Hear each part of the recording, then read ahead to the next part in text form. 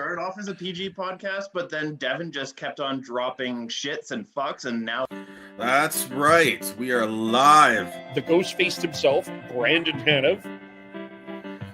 This isn't like the start of last season when it was just, it looked like the Canucks were just a beer league team not playing defense at all.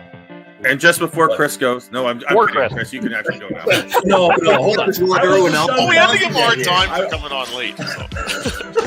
I still had, hold on. All right. Chris, go, and then I got something else to say at the end. So, an elf and a midget in 2 back-to-back games. He's definitely on a friendship tour for sure. Saying, oh yeah, I'm okay with him being, the 6'7" defenseman. No! He is a AHL defenseman right now. Look, Shonky, don't mind Devin, okay? We all struggle with Devin, so you know. Well, hello, everyone. Welcome to the Shifts and Pucks podcast. Of course, you can follow us on Twitter at Shifts and Pucks. Facebook, there we go. Facebook.com, Shifts and Pucks. YouTube.com, Shifts and Pucks. Twitch.com, Shifts and Pucks. Subscribe wherever you get your audio or wherever podcasts are sold, as well as on the Area 51 Sports Network. As we are live here for a second time today, we did our recap of Game 3 between the Calgary Flames and Dallas Stars. Dan Stevenson from Fireside Chat. Devin and I did that. Devin will not be joining us for this one because I think Devin is already in tears as we are recording here, the 8 minutes and 4 seconds into the Game 4 between the Toronto Maple Leafs and the Tampa Bay Lightning. The Lightning are up 3-0 and are about to go on the power play again. So I don't know if we have sympathy for Devin or not. But we'll leave that there. We'll get into the playoffs in a little bit there. But there's no sympathy in playoffs. No sympathy in playoffs. And Daryl would agree with that. Devin would agree with that, you mean? Daryl. As in Daryl Sutter. Oh, Daryl Sutter. There's no sympathy in playoffs. That is very much a Sutterism if I've ever heard it. You just get up and you get going, even if you have one leg. You just got to get going. That's the way it is. Anyway, so we'll dig into that in a little bit. Hello, Chris. How's the fine city of Kelowna, British Columbia? Doing good. It's been a little overcast here for a while, the last several days, but overall, can't complain. Ever since we moved here, it's been relatively good weather, and as soon as we moved away, Calgary got a bunch of snow, so I'm not regretting the move. Yeah, but it's melted. It's melted now. What is going on in Calgary, Sean? First of all, for the Flames fans out there, the sun is rising because I think there's some concern about that. It's a typical Calgary spring day where you get 4 seasons of weather depending on when you look outside. We had a little bit of it tried to snow, but it was some showers and rain, and then it's cool and windy. But it's cleared up a bit. So my 2 favorite weather expressions for Calgary or just Southern Alberta in general is: don't like the weather, wait 5 minutes. And slip on the ice, fall in the mud, get up and dust yourself off. Yeah. Yes. Yeah. It's funny here because we were expecting rain, but it's been sunny here for most of the day. I am insistent on wearing shorts outside. So even though it's not super warm, but it's not super cold. It's like 14. So I feel like it's shortish weather. So, I do have, I know we say that there are no sympathies in playoffs. I just wanted to let this out. I do have sympathy for Joe Foley, the gentleman that had the glass hit on him in the Boston game on Friday. I did have sympathy for him, and I did have sympathy for Darcy Kemper because that was a very scary incident that happened yesterday between Nashville and Colorado with his eye. And I'm glad in both of those cases they are okay. Yeah, I think on an individual level, there's sympathy. It's more like team level where there's really no sympathy. No, I totally get that. Yeah. But we're here to chat about the Canucks. We will, so if you have any questions and comments, leave them in the chat. We'll get to them. We will touch on the rest of the playoffs as we go on here. But we have to go back. Bruce Boudreau, we met with the media on Monday. And Boudreaux said a lot of wonderful things, including that he told Jim and Patrick that he would like to be back. And the second question in the press conference, I believe, was from Jeff Patterson, who asked about it. And they said they wanted Bruce back. But the caveat is they would not commit long-term to Bruce. So that turned Vancouver media and Vancouver Twitter into a storm. As Chris says, Vancouver's Twitter's got a Vancouver Twitter. I'd like to start with my own statement and see where you guys go here. I think that the position on this is logical in a lot of ways. You have Travis Green on the books. You have Jim Benning on the books. And I'm not sure what John Weisbrod's contract status was, but that also might be something they might be still paying for. I understood where they were coming from because you're already paying for a coach, and I think that Rutherford was wise in saying you don't want to be paying long-term for another coach if he doesn't work out. And coaching in the NHL seems to me to be a year-by-year position, except for maybe 3 or 4 coaches in this league right now. It's a year-by-year proposition. I didn't really... So from my perspective, I didn't have a problem with it, but we never had a chat about this too much. So tell me where you're at. I mean, I don't think you're far off there, Kev. To me, like, it seems like if Jim's saying that he doesn't want to commit long term because of other guys that are in the books and how volatile the coaching market is, I kind of agree with that logic. That, and he probably is also having to keep Francesco happy in the sense of, I'm already paying these guys and you want me to shell out how much for Bruce? So, like, yeah, to a certain degree, he has to manage that relationship as well. So I kind of see where Jim's coming from, and I'm not opposed to that strategy. It's a little bit of a gamble because, Bruce might end up choosing his option and going somewhere else, but that's his choice, and it's up to him. It's part of the contract that he's allowed to do so. So, yeah. If you look at what Jim Rutherford did in Pittsburgh, and Patrick Allvin was part of that, when they hired on Mike Sullivan halfway through the year, and he won a cup in that first year. He wasn't given a extension until halfway through the following season, and it was a very similar 2-year deal that Sullivan signed, according to Cap Friendly. So this isn't without precedence with those two leading the way with this management team, and everything that we've got with Rutherford and once Allvin was hired on, it's patience.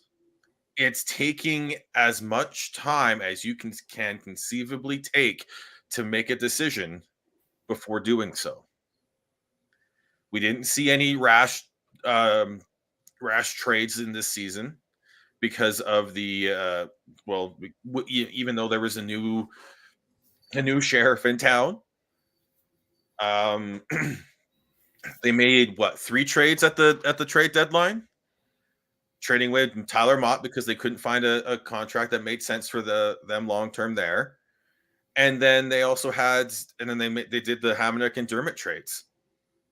Like, they were smart, good smart moves, but they weren't earth-shattering trades, and they were done with everything leading up to it. And now I feel like this is just more of the same. It's taking as much time as they can conceivably take to make a long-term decision here.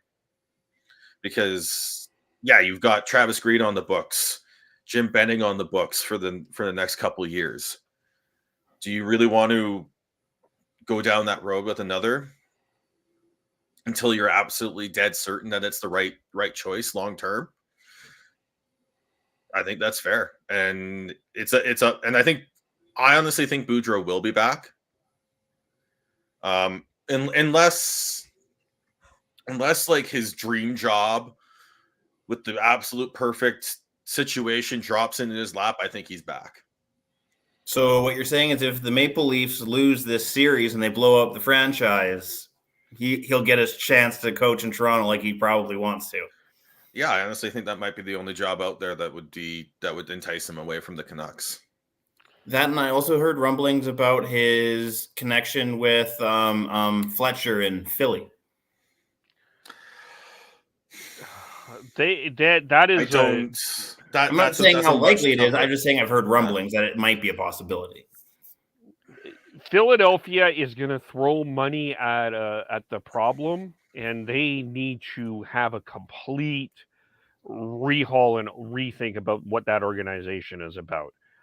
They are refusing. If this was a Canadian market and they were doing what they were doing in Philadelphia, that fan base would be raging. And I'm sure the Flyers fan base is raging right now. I mean, that's kind of what Benning tried to do with this Canucks team for multiple years too. And you see what the market in Vancouver is at right now. Yeah, they're just they need a complete rehaul. And I don't think that Boudreau ends up there anyway. I think the initials JQ will end up in Philadelphia. I don't think that would be where Boudreau goes anyway. The only other option, and Toronto, I mean, it's too early to tell. Yes, Tampa has an early lead here, but depends on where everybody is at there.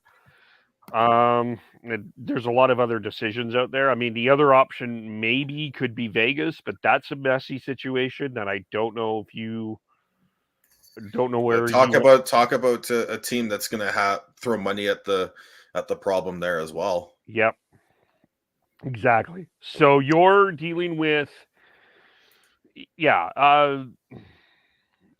I think I kind of feel like they're also in a little bit of an advantage in that sense that they have the opportunity, if they want to interview coaching candidates, see what's out there and see maybe there is a better fit for them, what they're looking for, that Bruce Boudreau, and they have the right to do that as Bruce Boudreau does. So I just think it's a thoughtful approach. The part that I think the other part of what people were confused or surprised about was the comments on using the word obstructions, zone exits, and kind of the open criticism of Bruce Boudreau's coaching abilities. I think was the other part that I think threw some people off. Abilities more so strategy. I don't think it was that at all. Because I think that goes back to the previous regime. I think that was more of a shot at the previous regime, and then combined with that as well. But I don't think it was a pointed shot at that, because I think when you look at the way this team played, like, it was the same patterns that plagued them. That was under Travis Green. Were still creeping into their game when they were struggling under Boudreau. So I think I don't think it was a pointed shot. I think it was just an overall comment on the way this team has played throughout the season from October till April.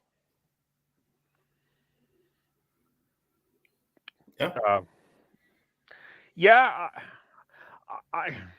I don't. Let me drink a sip of coffee here. I don't know. I didn't. I think a lot of people read it as a shot. I mean, I think it was. This really hasn't been their team. This is not Rutherford and Allvin's team. I think that this is the way that the thing that I'm taking away from this. Even if Boudreau was the coach, they're not. Even if they don't have the players that they want, they're not playing the style that I think that they believe Rutherford, Allvin, and management staff wants them to play. And so I don't necessarily think it was Boudreau's coaching strategy. I think this is just an overall. I agree with you and process this. I think this is overall look at where the Canucks organization is, and I think it's from top to bottom. I mean, you look at what Jim Rutherford said about Abbotsford, just a higher I think he just has a higher expectation of what it takes to win and to be consistently successful. And what Rutherford is bringing to the Canucks organization is what Daryl is bringing to the Flames organization: a higher standard of expectations, and a lot less coddling. When it comes to it, they both of them are not afraid to be blunt with their comments. And it may not I don't think it was anything that was said was a pointed shot across the bow of Boudreau. But I do think no matter what happens, whether Boudreau's back or not, we will see changes within the coaching staff going into next season.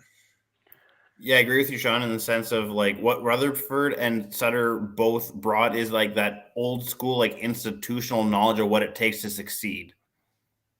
They've been there long enough. They know what it takes. They've been through that roller coaster before, and they're here to basically be like, hey, I know you think you might have some clever idea, but this is what it actually takes. Yeah, I think I would agree with that. I think it's going to be, and this market is not, it's funny because I think you look at the Calgary market, and depending on the person, when you criticize a player, I think it's game on. I don't think the fans don't get too defensive about it, depending on who does it. But in Vancouver, if you criticize players, it feels a bit like for some of the fan base that they get very defensive about it. In general, like for example, we don't really have a superstar got a lot of people defensive. Any criticisms of any player, I think there's a defensiveness about it. And I don't think that Rutherford and Allvin necessarily, I don't think they're trying to necessarily criticize out of personalness or there's nothing personal about it, but I think that there's a higher level that they want to get to. And I think that Canucks fans may find this stretch a bit uncomfortable in order to get where everyone wants to go. I think there's a lot of it's just being blunt and stating what their opinions are. It's all they're doing. They're not trying to coddle anyone and anything like that.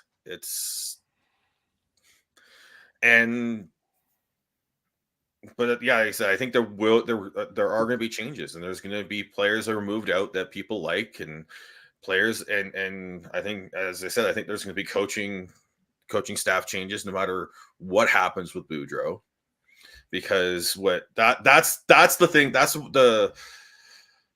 That's what I got out of that comment about what the structures and the systems, and that's not just the head coach. You have multiple people working on that.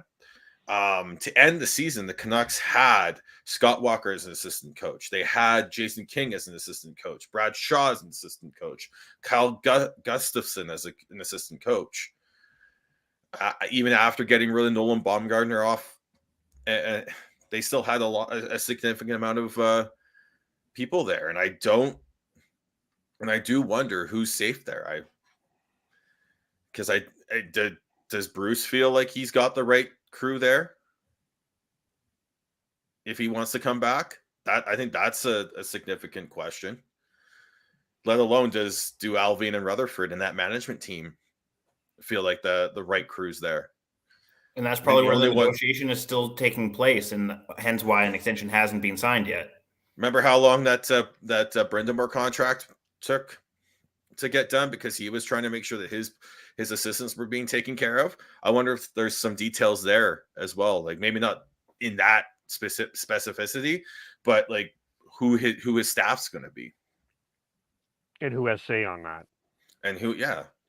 Because, and I know we keep on using Daryl as a comparison, but like he came in partway through a season, he maybe didn't have exactly what he wanted to feel like what he needed to succeed, and Bruce probably has a similar similar mindset in the sense that I want these guys if I'm going to run my system and this team is going to have my stamp on it.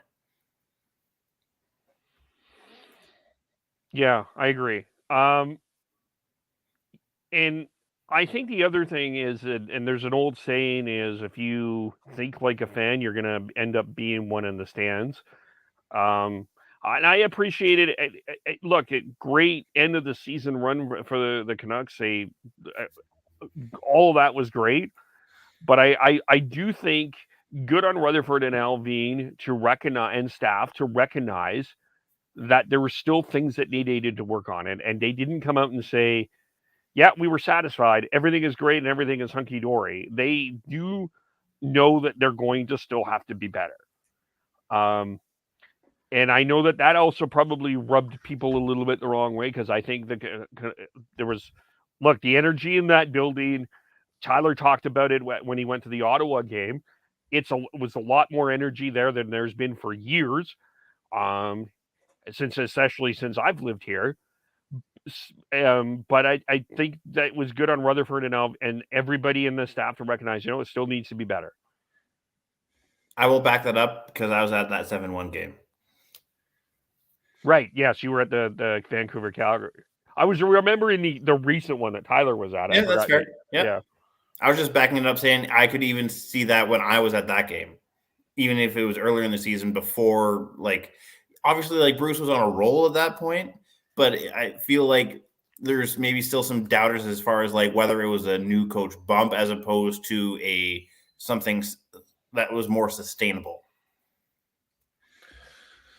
And that's the big thing is what do they need to do to make changes here because I think from the other thing, I'm starting to think that Besser, they're going to work something out long term with Besser here that makes more sense cap wise for them. But that means someone else has to go. So it's those type of decisions that are going to come up this offseason that's going to wreak havoc on a lot of Canucks fans trying to figure out what's going to happen. And I don't want this to necessarily be a rabbit hole that we jump into, but more just a thought exercise. If we're keeping Besser then, because you and I, Sean, have both hypothesized that it would be a Besser and Myers that would be leaving to clear up cap space that Rutherford wants to clear up, or Allvin, wants to clear up. But if we're keeping Besser, would that potentially be maybe a Garland just based off of how much money he makes? I don't know. I think there's maybe that means it's a Miller, because I'd be loath to give up Connor Garland because I think that contract is great. Just because he's making significant money at 4.5 doesn't mean that you have to get rid of him, right? So but it also depends on what do you get back. That's why they were listening to so many people, on so many players, is they wanted to know what the market was. They want to know what they could get and what this team could look like going into next season. Because if you're loath to give up Connor Garland, but if someone's willing to give up a first round pick, a young player that you think could be a Garland replacement in a year or two, or you get a first round pick and a defenseman that can step into your top four in a year or two, then you have to think about it. Kind of similar in that respect to what you were saying about Scheifele and Perfetti. Yeah. That's the one thing right now is do you have someone that can step into that role right away? Which is why I think go back to my thoughts on Quinn Hughes, and I think that they should be looking at maybe swapping him over to the right side, because you have a Jack Rathbone ready to step up, but do you really want him playing third pair minutes, or do you want or and all that, right? You have to look at all your options here, and again, that's why everything I've kind of understood about this management team is that that's what they're doing. They're looking at all their options. They're not just saying that for lip service. They're following through with that in every action that they're taking. I want to go down I'm going to take a rabbit hole here for a second as Kat joins us in the. Hi, Lucy. I think it's the first time we've seen Lucy on the. For those on the.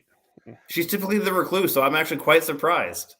Oh yeah, thoughtful Lucy here, and I'm just gonna toss this out here just to and go with me here a little bit because it may sound ridiculous, but let's see. Matthew Tkachuk is probably going to ask for 10. If you're J.T.Miller and you look at what Matthew Tkachuk has done in this playoff, do you have a right to ask for 10 million if Matthew? And I think it all comes down to what you want. Like we talked, like the consensus on Tkachuk is he's a bit of a mercenary and wants as much money as possible. If you want to win, you're asking for that, especially as a 30-year-old, and I'm pretty sure Miller and his agent understand the aging curves and all that, right? So, are you looking? You do want to set yourself up for the rest of your life, and make sure that you're good to go after retirement in 6, 7, 8 years, and make as much money that you can while you can. While you can, but you also need to know that these guys are the one thing about J.T. Miller, that he strikes me as someone who will do anything to win. He very much reminds me, and I know this will be a divisive comparison, but like kind of like Kessler in the sense of like the buy-in for that 2011 team, like the amount of buy-in that had. I can see Miller kind of having that same sort of similar mindset of like, if I need to potentially take a little less for the team to succeed, I would rather see the team succeed than me get a bigger paycheck. And I don't know if he'll end up doing that, but I have a better feeling that he would more than like a Tkachuk would at this point. But again, it's all on the management team to sell him on that, and they have to make moves to make him feel that they can be that they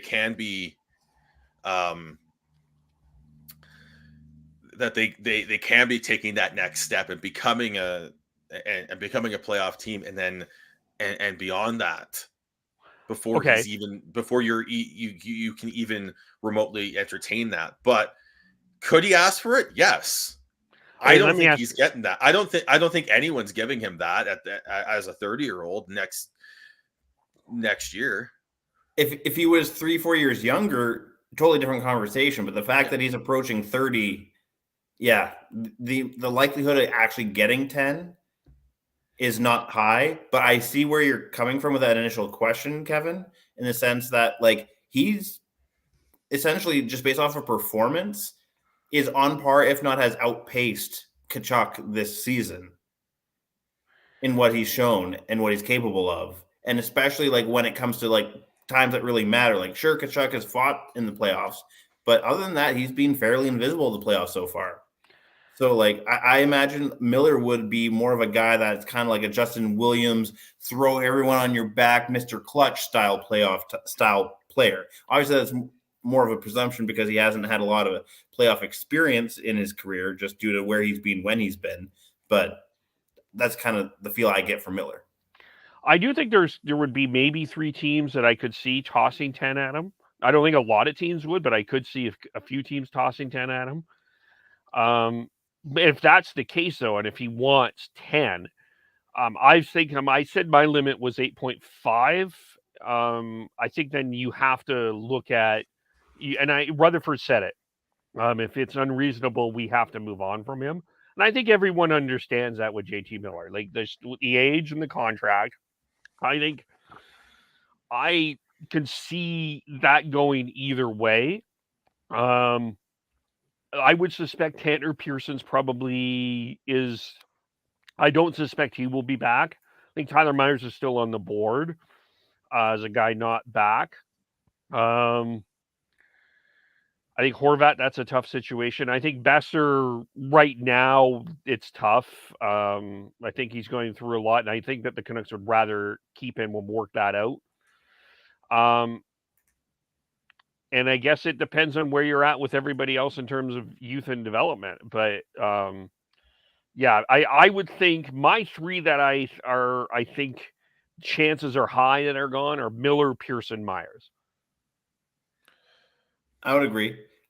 Personally, I don't think Horvat's going anywhere, and I realize there's probably a little bit of bias there, but I honestly feel like his mindset, what he brings to the team, the stability, and like how he was kind of groomed by the Sedins at the tail end of their career. Like I very much feel like Horvat is, if he can control it, is a Canuck for life, if not the vast majority of his career.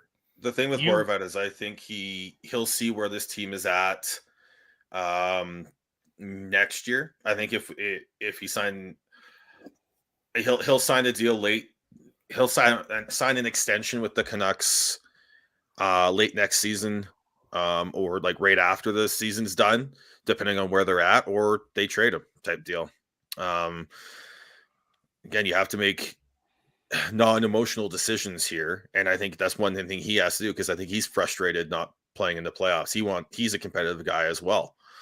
So, but I think all things go right, he will be back, and he will be signed to a very team friendly deal for the rest of at least for this next contract. The one thing I will concede, though, is that if we do keep Miller, that the likelihood of a Horvat going somewhere else becomes higher. I just would not like to see him leave, kind of in the same sense that Sean doesn't want to see Garland leave. I think it's a very tough to win. Like, I'm, talking about a team not making the playoffs, and I'm making the statement. But hear me out here. I think that it's harder to win without a Bo Horvat on your team than it is with. Okay,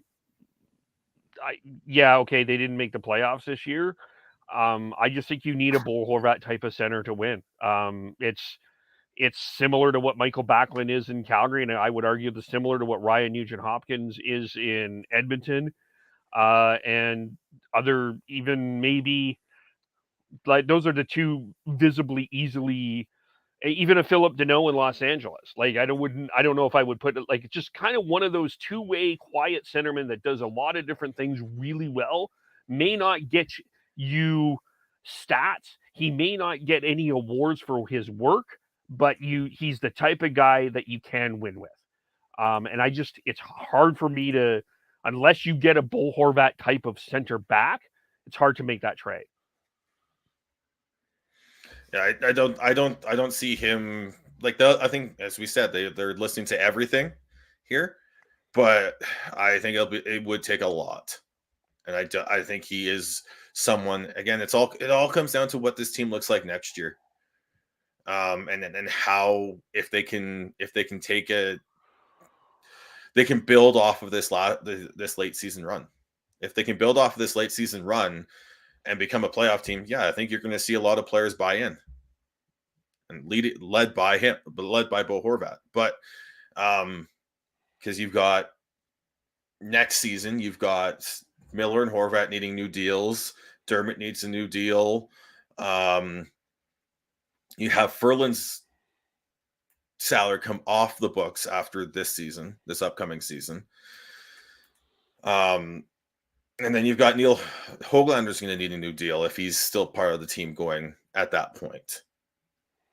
So it's, for me, Kev, I think the two that I think they will make a decision on whether it's Besser, Miller, or Garland. One of those three will go this offseason. I think you'll see a Jason Dickinson go. Yeah. I think you'll see him go before Tanner Pearson.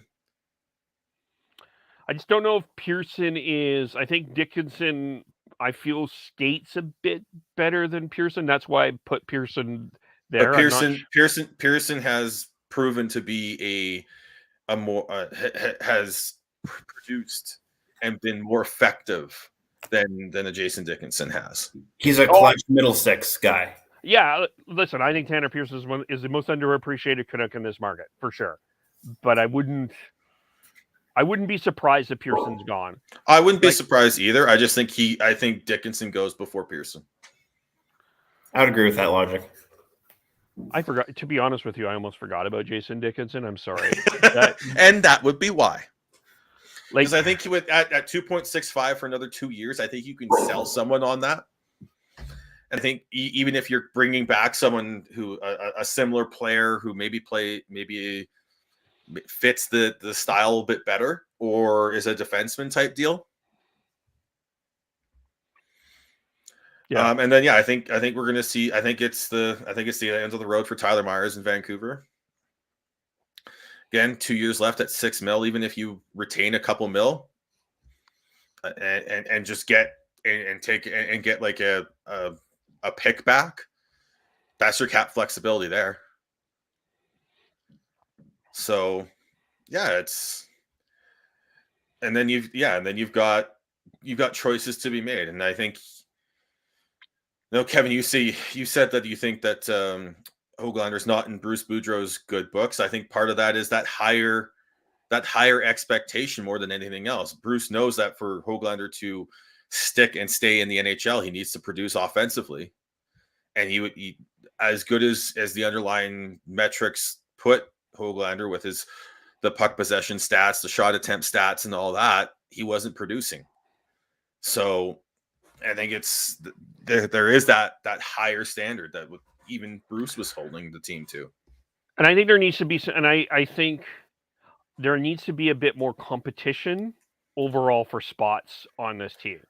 The thing with that though is I think they had a little bit of that this year, but the only way you build that properly is developing players. Whether you're drafting them or signing them as younger free agents out of Europe or the NCAA, and you build up that depth that way. That's the only way you can bring in that properly. Yeah, and I think that's going to be one of the focuses. Can we just take a quick turn what's happened in Abbotsford just for a quick second? I don't want to make this earth shattering or anything like that, because I don't think it's the sky. Well, I don't know if it's sky falling, but I thought what Rutherford said, it was an interesting piece in terms of what the expectations were out of Abbotsford.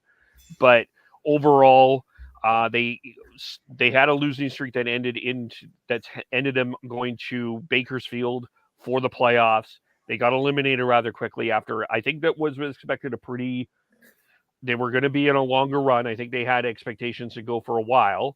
Now we're hearing the name Trent Call a little bit on the hot seat, and the fact that there's not a development of prospects in there. Some of the controversy included the new position that Jet Wu is playing, which is forward. I think what Jim Rutherford said at that media conference was he wants Abbotsford to be the best organization in the AHL. That was the exact words that he said. So I do wonder if in the offseason, where last year Jim Benning spent a heck of a lot of money on minor league free agents like Nick Patan, et cetera, et cetera, et cetera. There's going to be a bit of a different focus in Abbotsford next year. I think that's a fair assumption. I'm like, what's the different approach? Because again, until you're bringing, they've got the young players coming up and in there. I think in terms of recruitment, I think I know that there was talk that once the Rebels were eliminated, if Abbotsford was still on the run, Arshdeep Bains was expected to get a look. Yep. Or expected to come up. I honestly think Arshdeep Bains is going to be a guy to look for that in Abbotsford next year. Look for that to happen.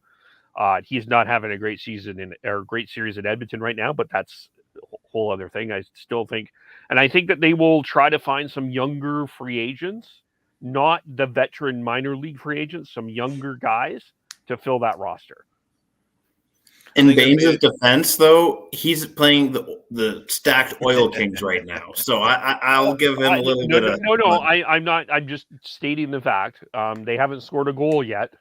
Yeah. So, then the Oil Kings. I agree with you, but on the other hand, if I'm a Rebels fan, we're only 10 points behind the Oil Kings in the standings. It shouldn't be this much of a mismatch. That would be, if I'm a Rebels fan, that might be an argument I would have the other side of that. That's fair. I see that. Yeah, they've got Giuseppe, Patan, Bailey, Stevens, Rempel, Dries, all coming off the books in Abbotsford next year. They've got, I don't think Lockwood will be back in Abbotsford. They've got Carl Plasek and Arshdeep Baines coming in.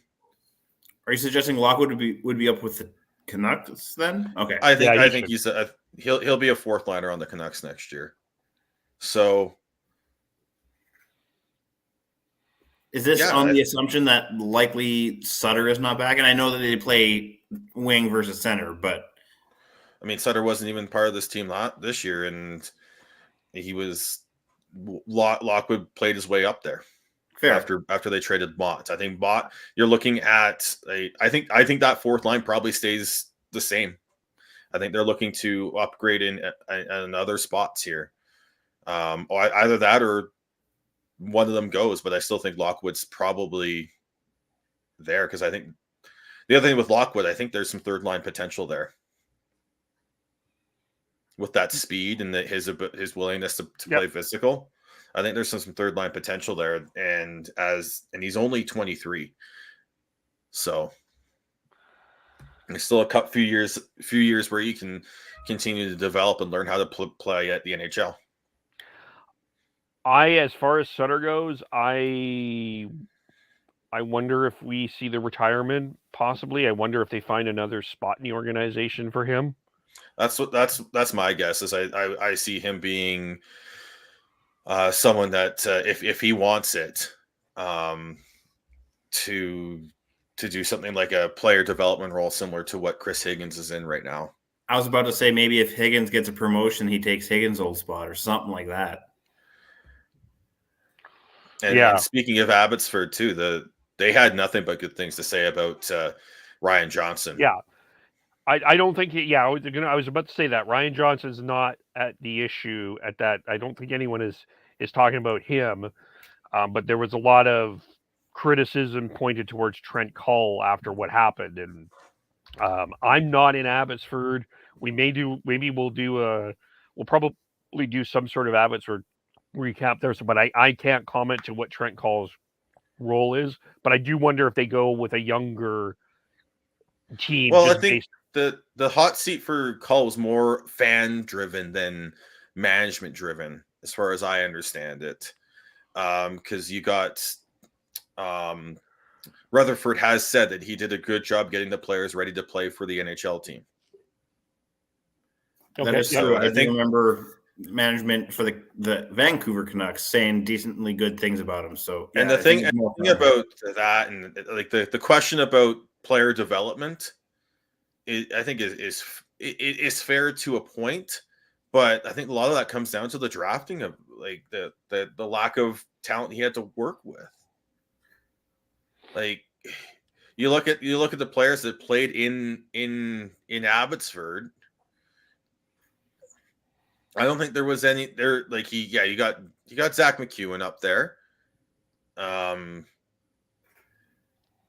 Ulevy moved up. Gaudette played a little bit, but down there, but not much. Jonah Gadjevich, but both McEwen and Gadjevich got outplayed by Alex Jason, which is why they got waived. So I think it's the way I look at it is it's a lot more complicated of an issue than to just blame Trent Cull for the lack of players being developed in the AHL and the Canucks organization over those years, because I don't think you didn't really have that much to work with. No. I don't really like, just for me personally, I don't want to comment on Trent Cull because I don't know what the expectations were specifically about him. I don't feel qualified enough to say that he did a good job or not. I think what happened in the playoffs here is very unfortunate, because I do think that there was a higher expectation and there was a talk of a playoff run and it didn't happen. And I think that there's always a disappointment to that, but then there's always that emotional reaction to what happens after that. but maybe they sit and do an evaluation and look at it later. And I don't know if that's the top priority of what's happening here in the Canucks in terms of the list of things to do. I don't know how high it is on that list. I would argue it's probably fairly low. Like we were saying, it's mostly fan driven, and the fans are coming from a sense of, yeah, they're disappointed because they thought that they were going to have a decent playoff run. But with the Canucks fan base, it's very much like they're passionate, but I feel like they very much are emotional as opposed to analytical in that sense, where they just are saying, you know what, blame the coach. It's an easy blame game for them. The other thing too is with Rutherford talking about that and wanting it to become like one of the best. I think part of that was facilities and all that. I think he want to do a lot more out in Abbotsford too than what they can do. And that's a big thing. Is you look at the Marlies, they've got access to some of the best facilities out there, which is why they're able to even attract the right and the top end AHL veterans. Are the Marlies in Scotiabank Arena? No, they play. But they have access to the practice facilities. Yeah, they play in Ricoh Arena, which is sort of near where TFC plays. Oh, okay. Yeah. I just wasn't sure what. Like, I knew that they are considered a top tier as far as facilities and that sort of thing. I just wasn't sure where specifically, like if they shared a lot with the Maple Leafs or if it was more just because the Maple Leafs money sort of thing.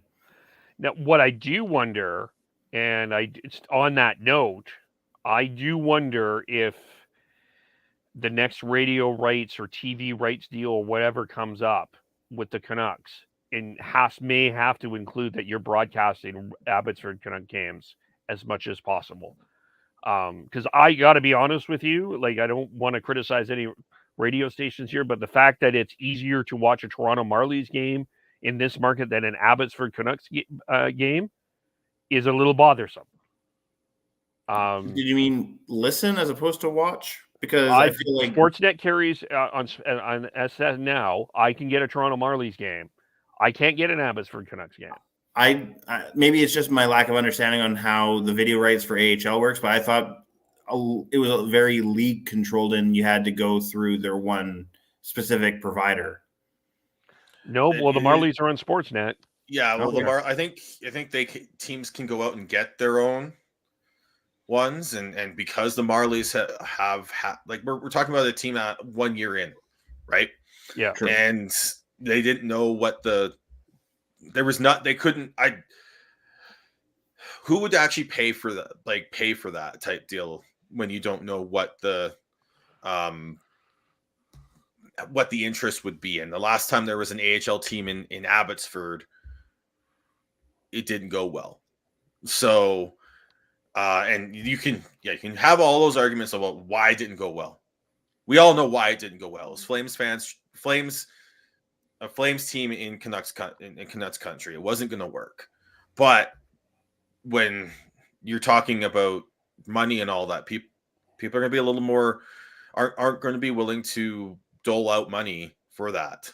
And Abbotsford wasn't going to pay for that either, because that's the other option is you pay for it, and they weren't going to do that. So I think we're still a few years away from having that what Kevin's looking for, and I think it is needed.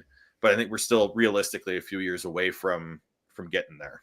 Well, I don't think the radio rates are up right now anyway, so I think that will be a couple of years for them to develop that. But I think that has to be.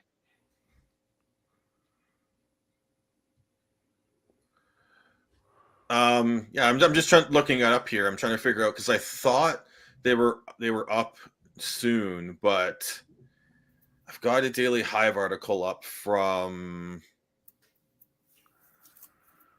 February, and it sounds like they've re-upped with Rogers. Okay. Yeah.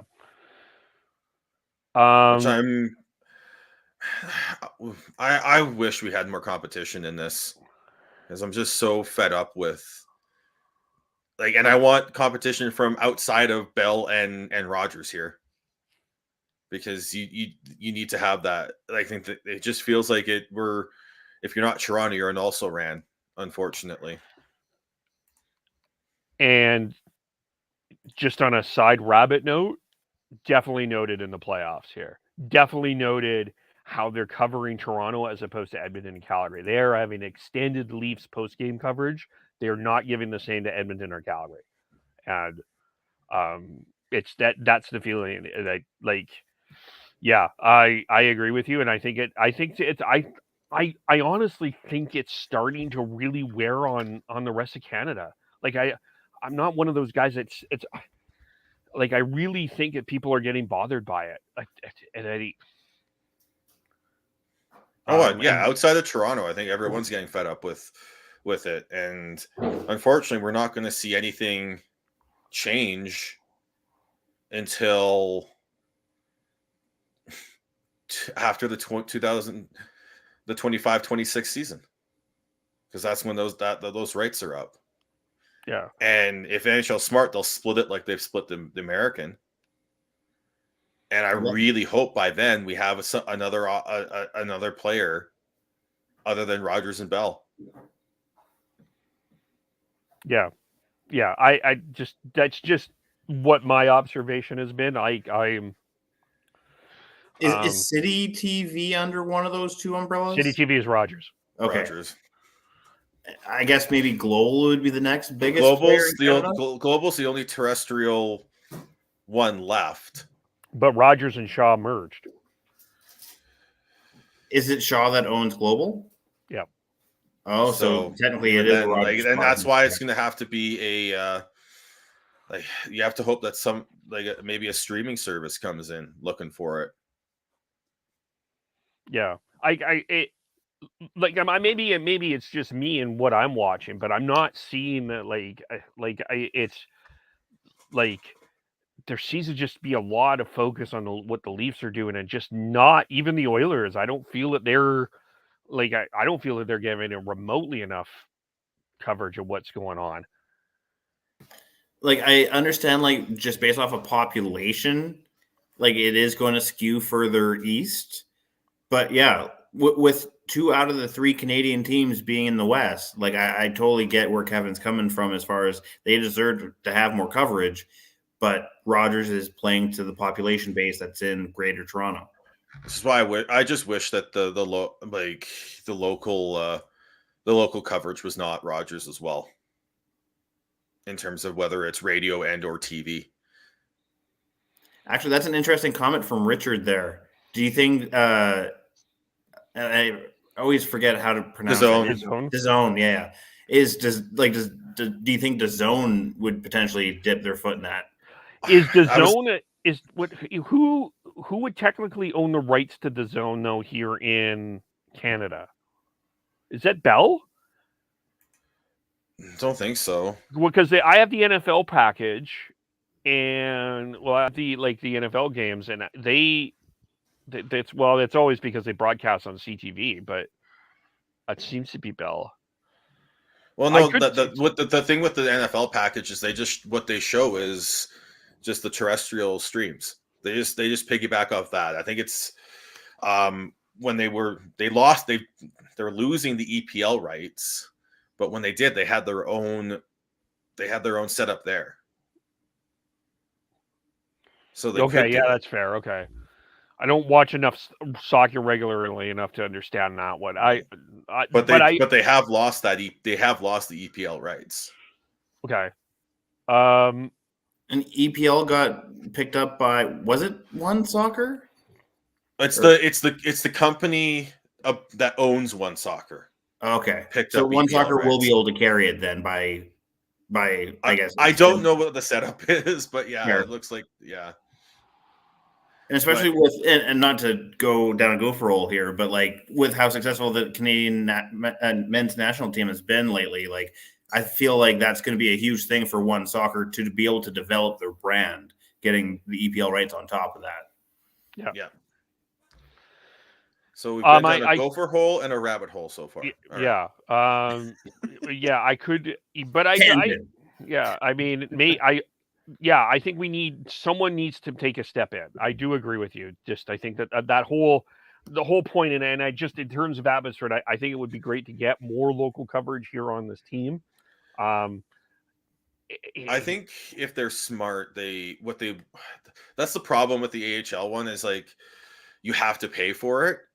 And I get that, but they have to find a way to get some more free games to get people watching more, because I think a lot of the people yelling and screaming about the Trent Collins stuff haven't really watched any Abbotsford games. They've just been for the most part. I'm sure there are other ones as well, but they're more talking about based off of the development side, and I think again that's just a much more complicated discussion than just it's Trent Call's fault.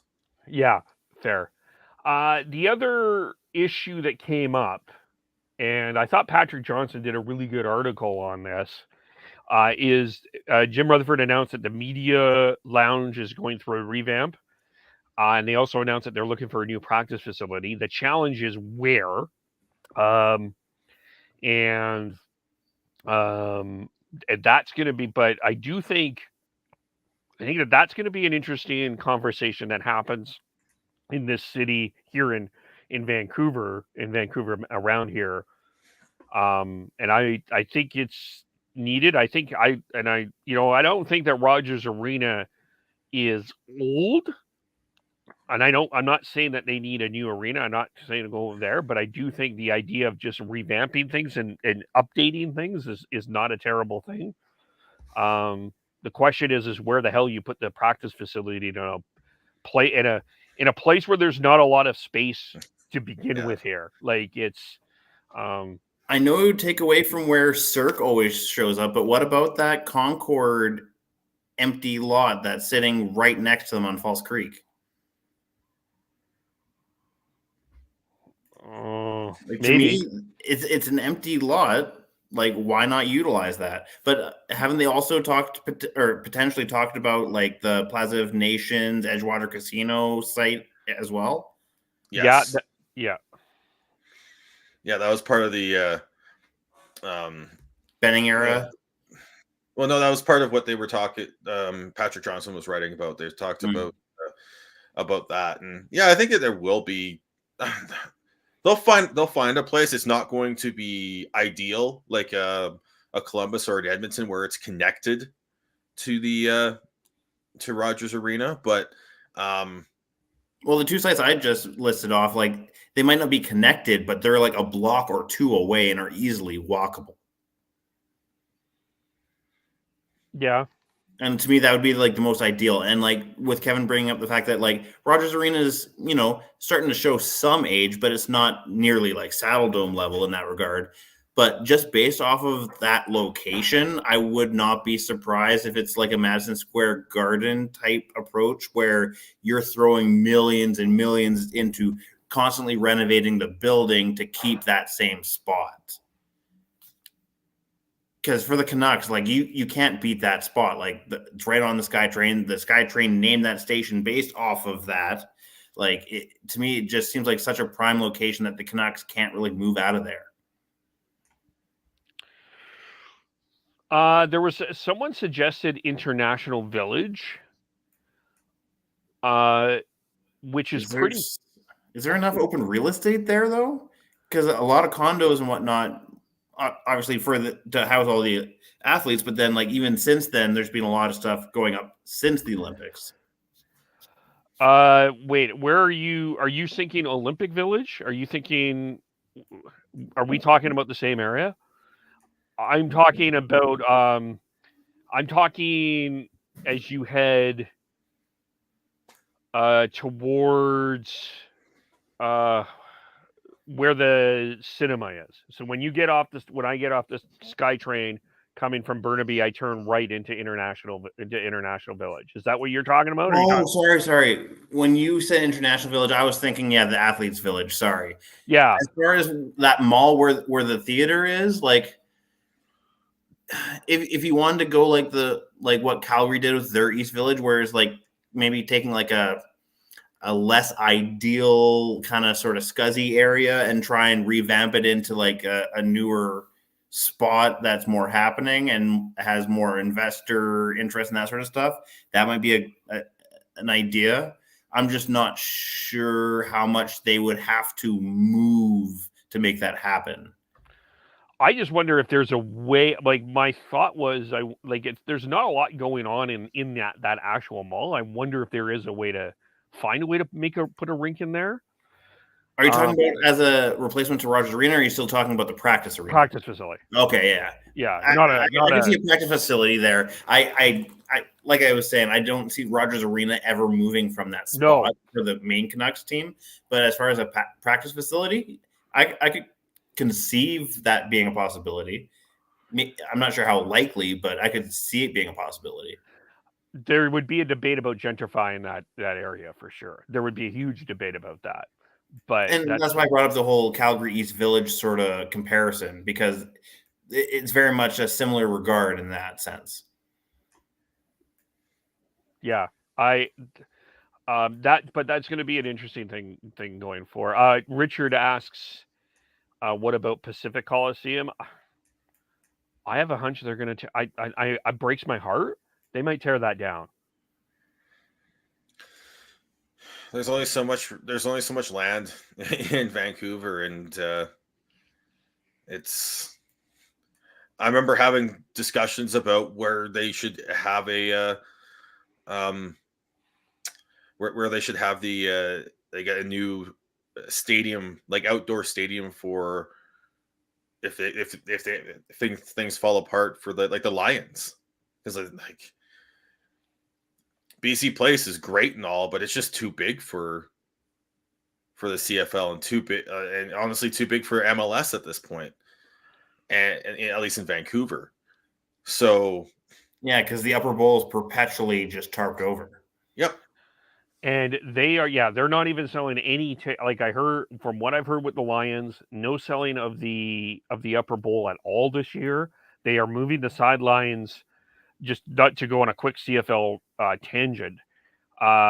They're moving the sidelines similar to what's happening in Montreal, Ottawa, Toronto, and Hamilton, where they're both going to be on the same side, and then the other side is going to be kind of a party zone area. So they're going to have a smaller crowd for most part this year, and they're trying to make it feel more intense in a smaller spot. A smaller spot. But I wonder, I do wonder about the future of BC Place overall, and that could be a place that becomes a bit of a practice facility. And that's a possibility if you tear it down. But I just don't see that happening, especially with this whole potential 2030 Olympics bid. Yeah, I don't see a tear down, but I could see a repurposing.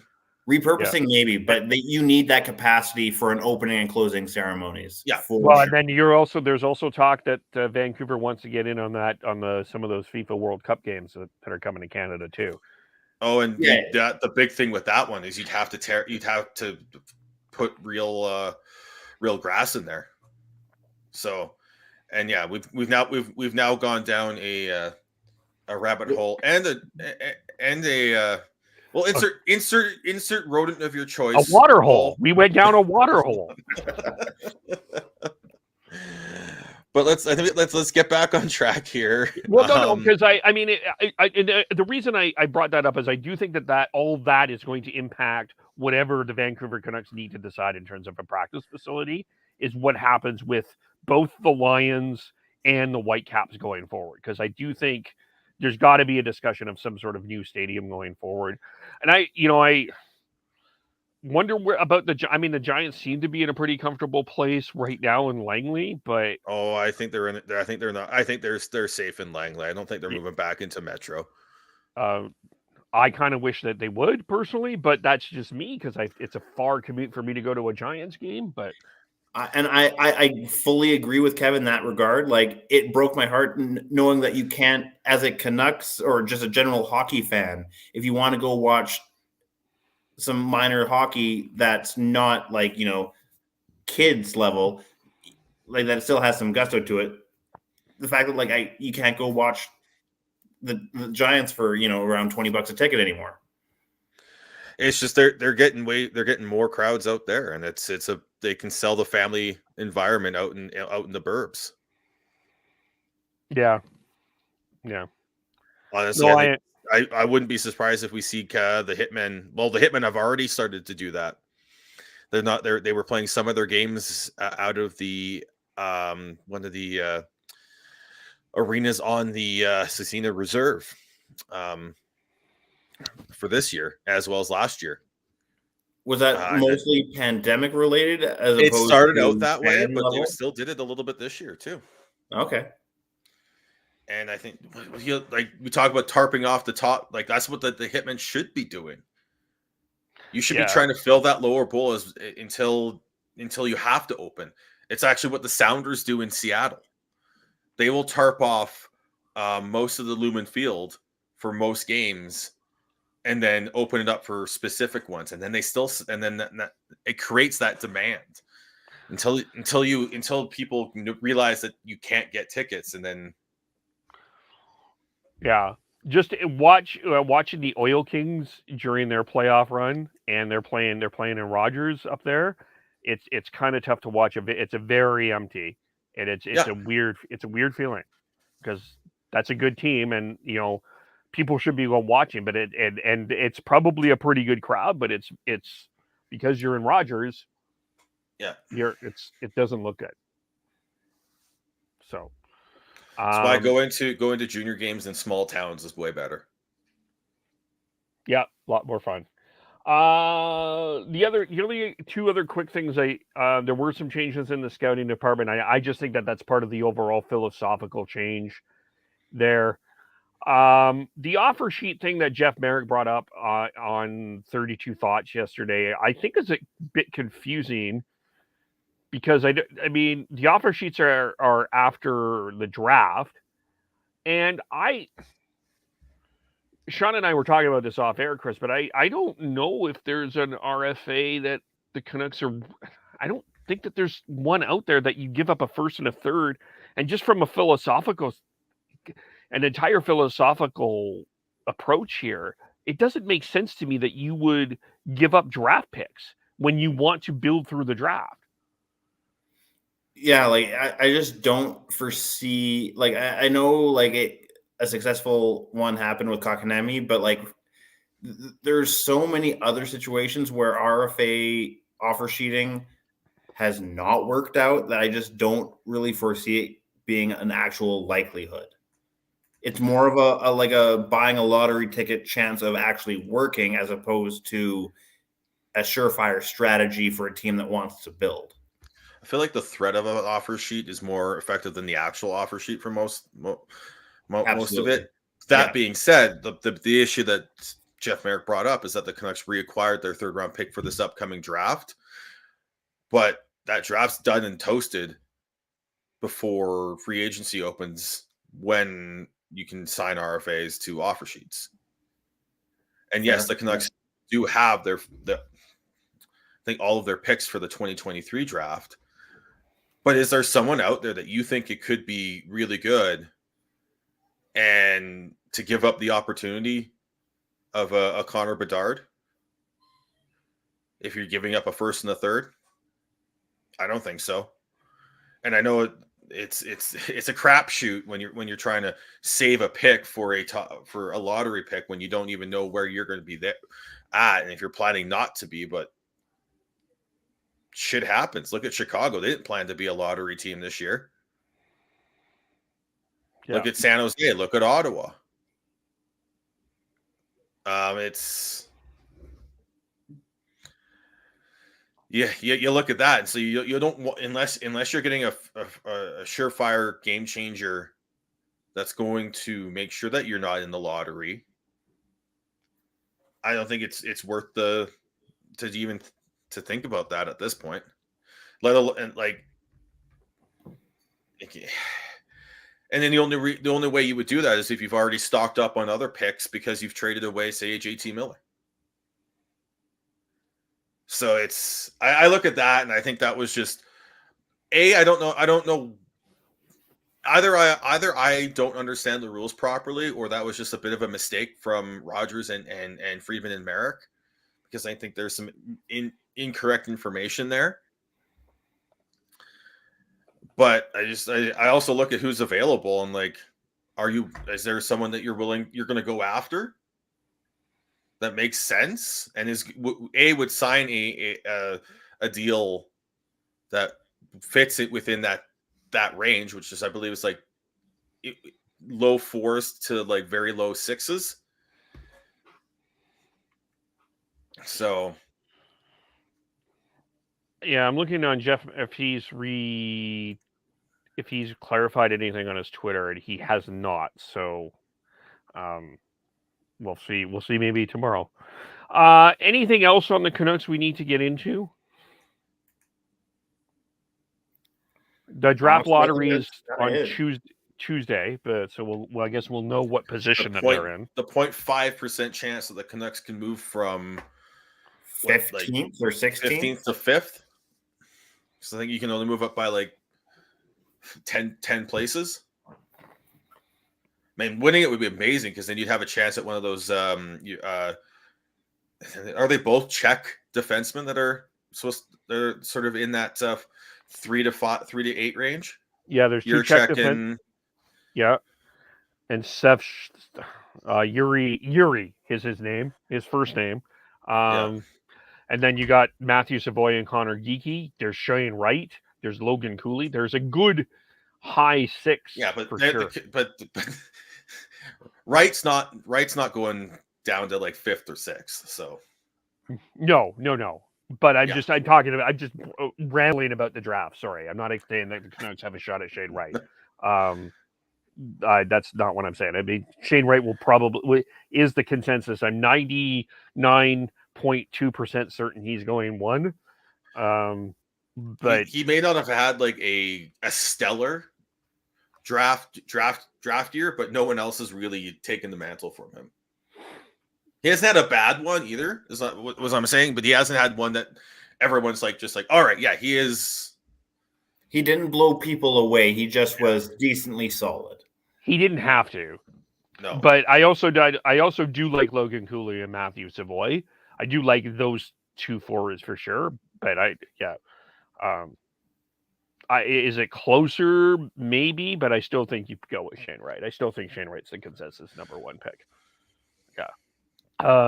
But that's pretty much we'll figure that out. There are some interesting names even at 15. I think that will be interesting. I still think we're just like last draft. I think this draft's still a little bit more of a crapshoot than normal because of how everything's gone with pandemic and other things. Yeah, because like we talked about the Russian factor before. What's it like now? Next year's it's going to be more fascinating next year with Matt Michkov. That's going to be a very interesting story to watch next year. I think we talked about this offline as well.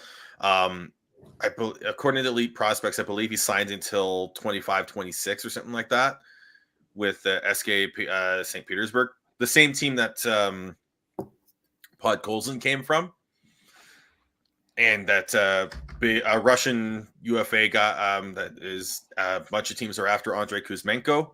He was on that team this year as well. So just you don't know because I don't believe the NHL and the KHL have a agreement anymore, so they could actually sign him. But if you do that, then you risk having the KHL teams try and poach players under NHL contract as well. So. True, yeah, that's the risk they take. But last update I heard from Dollywall was that Kuzmenko both interviewed with the Oilers as well as the Canucks this week. Oilers, Canucks, at least north of the border, are interested in him, as well as Ottawa, I believe. And then there's like 3 or 4 teams that are down in the States, including Vegas and Nashville, I believe. But yeah, it will be interesting to see where what comes of that.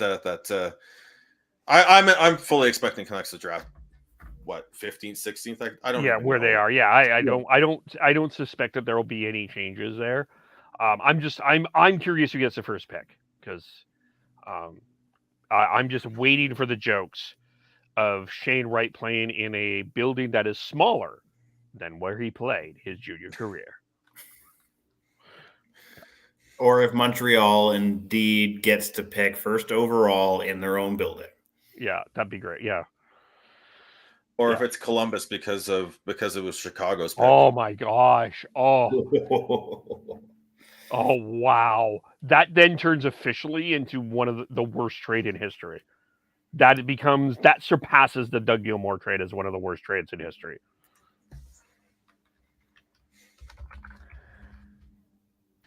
Looks like I'm he's trying to doing think if there was I saw a nod from Sean there. Sorry, I'm just trying to remember what was it. Oh, I remember it like was it yesterday. protected? No, which the first overall pick? The Seth Jones trade. No, it's not. No, Columbus. It's a Columbus pick. It was not protected, and neither was the Buffalo Vegas's pick for Buffalo. So Buffalo has 2 lottery picks in this draft. In Vegas, Buffalo could move up. Yeah, they could pick. Buffalo can still pick first, I believe, with theirs, and then Vegas's pick can jump to in the top 10.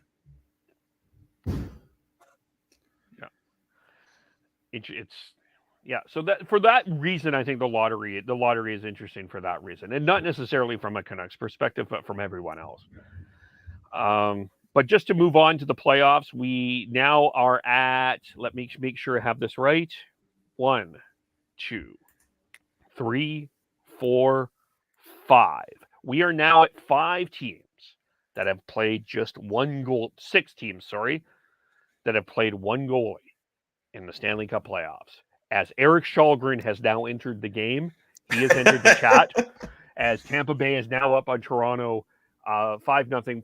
Our friend of the show, Keeks, has put out a wonderful tweet. I got to read it. She basically says, this Toronto drubbing makes future's Mother's Days great for me. I think it's something like that. Anyway, I'll find it here in a second. But I kind of just leave it open. What have you guys noticed in the playoffs? Are you watching a bunch of it? The exact tweet, Toronto getting lit up. Happy Mother's Day to future me.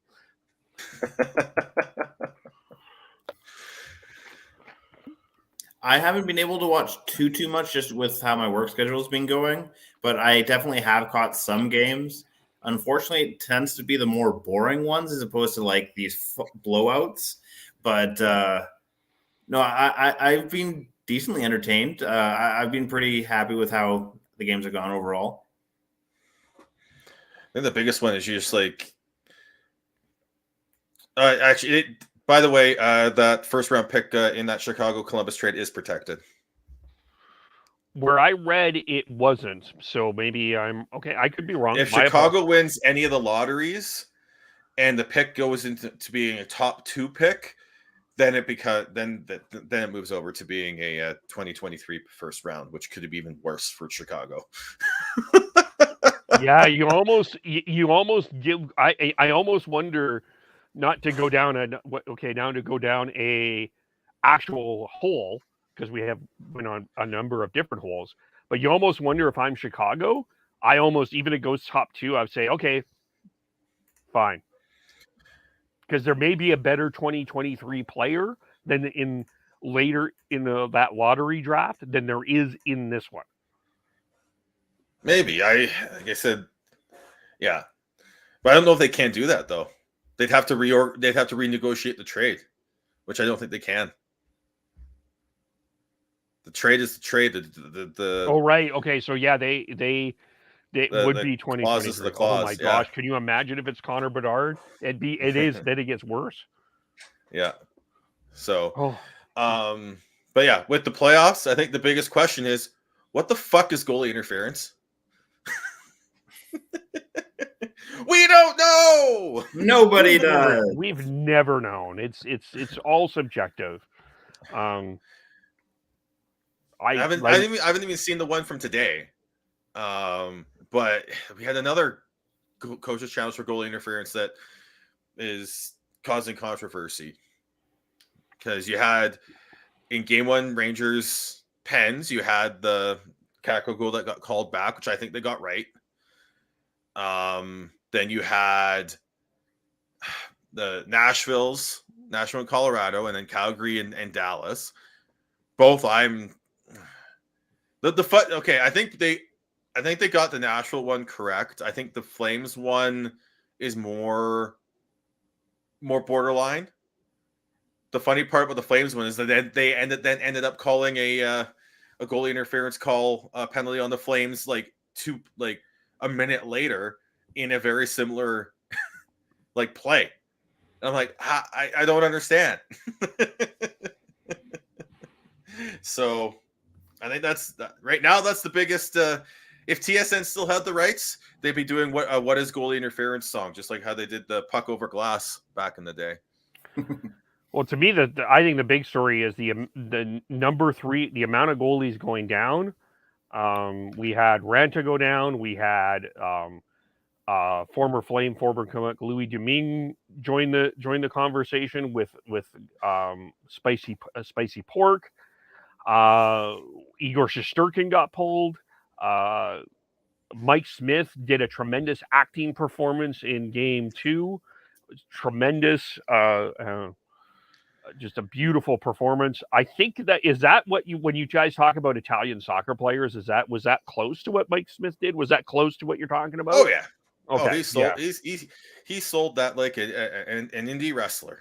Yeah, it was beautiful. I missed the highlight, but I saw what Sean sent as a GIF in our private chat, and if it's anything like that, then yes, very much Italian soccer player. I think I sent a Ric Flair flopping GIF. I think is that what I did. Yeah.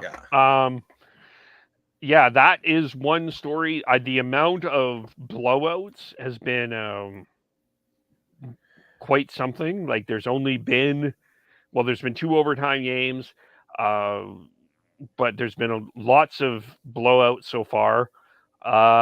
And Todd McClellan gave the press conference of the entire playoffs. It was 25 seconds of, I'll make this quick. Nobody was good. Grundstrom was injured. We're playing the Oilers game. We'll talk to you later. Bye. Honestly, yeah, like it's honest. I've honestly been a little bit let down by these playoffs so far. The drama's not been there, other than the triple overtime and the spicy pork from the Rangers and Pens. For the most part, it's just been like, oh look, another blowout. Oh look, another blowout. Oh look, another blowout. That's why I enjoyed last night's Flames Stars game. It was back and forth and close. That was fun. Enjoyed that. Way better than the watching paint dry first couple games of that series. And then you've got it's just so many blowouts. I was just like, I want good close playoff hockey, please. Yeah, and it's not one team blowing out another team. They're going back and forth. They're going like St. Louis, Minnesota. It's been a blowout each way. I think this game tonight was a bit closer, but it's been a lot of blowout, unfortunately, and I hope it gets a little tighter with the final on the second half of the first round, and as we get into the second round here.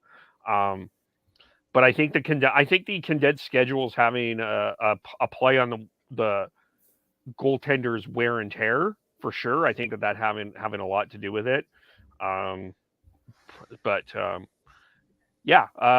Hopefully this isn't the most compelling first round we've had.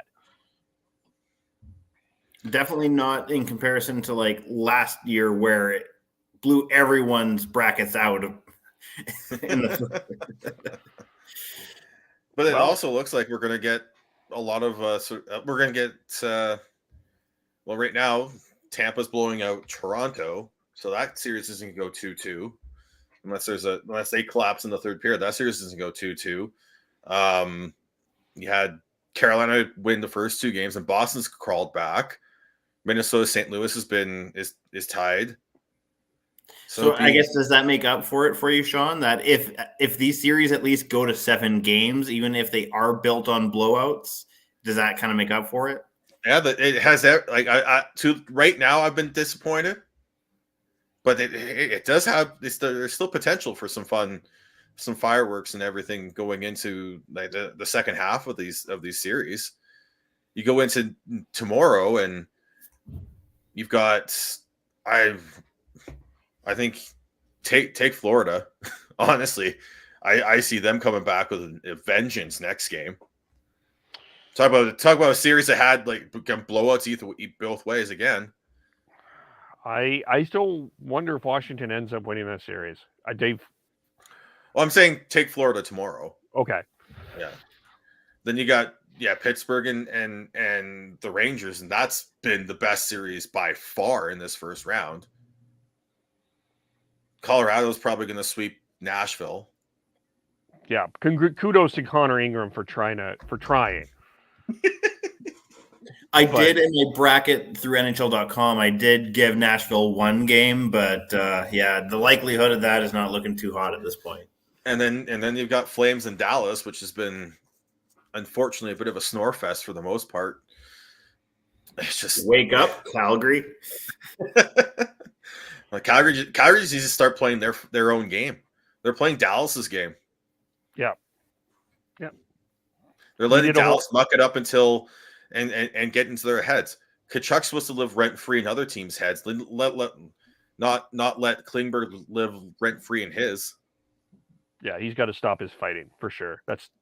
And he fights and then disappears. But yeah, we'll have to see on that one for sure. But I think we're going to get a lot of 6-7 game series, and that part will be fun. And I think the games will get tighter as this goes on. I'm feeling very confident about that. Yep. And Dylan here with the Kings. I remember he is a Ducks fan. No. It comes with an implicit bias. No, that's fair. No. I'm not criticizing Dylan's point of view on that or anything like that. I just, I know that the Oilers have scored 10 goals in a row and they started to blow them out, but I gotta think the Kings are going to put up a fight here. All they have to do is scrape and claw, win out of tonight, and guess what? We have another 2-2 series. Yep. You can win that's the thing is in playoff series. You can win 8-1 in one game, but if you lose the next game, even if it's 3-2 in overtime, guess what? You're back on level footing. Yeah, it's triple overtime. This isn't soccer or football where you have like footy where you've got these aggregate series where scoring goals, winning 8-1 in one game and losing 3-2 another means you still advance. That's not how this works. Yeah. So, and we've seen Smith bumble it up before. Where are his legs? Are they still attached? Can he still goaltend? If they're still attached, you can still goaltend. It's going to be tough for LA, but you never know. Yeah. You never know. That's the gamble you get with Mike Smith in the playoffs. He's either hot or he's ice cold. Yeah. Yeah, it'll be interesting, but I think we're going to get some tighter games as we go on here. Apparently we saw a babyface turn from Brad Marchand today. Oh, Tony DeAngelo threw a stick down the ice to try to stop a goal. And Marchand was just calling him out for his questionable past. Yeah. Right. Yeah. Okay. Marchand's still a heel. Don't worry. Oh, I know. Yeah, I think we've covered pretty much everything that we need to. Is there anything else No, I think that's good. And we're at a nice 90 minutes, so I'm fine with that.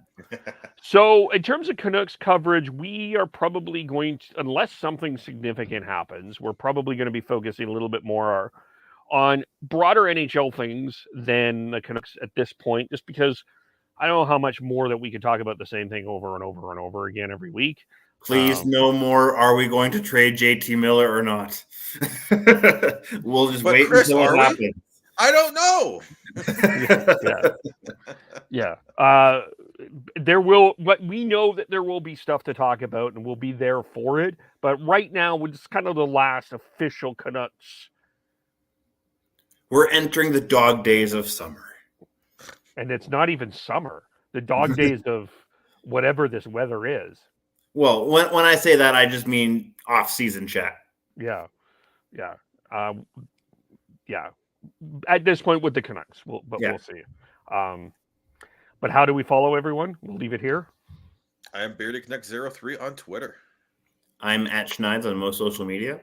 Tyler, who says hello to everybody, and he misses all of you. He especially misses Dylan. TNOBLE. Devin, Gordhouse09. He probably needs a hug right now. And I am KEVOLE. I'm fine. Thanks for asking. Shifts and Pucks, Facebook, YouTube, Twitter, Twitch, wherever you get your audio, as well as on the Area 51 Sports Network. We're back for sure. We'll be doing our newscaps, news on Monday. We'll be back with a Flames recap. Game 4, Flames of Stars. Is the sky going to fall in Calgary? That's what we're going to find out. And so we'll be back on Tuesday. Thanks, everyone, for watching and listening, and we'll talk to you all very soon. Bye for now.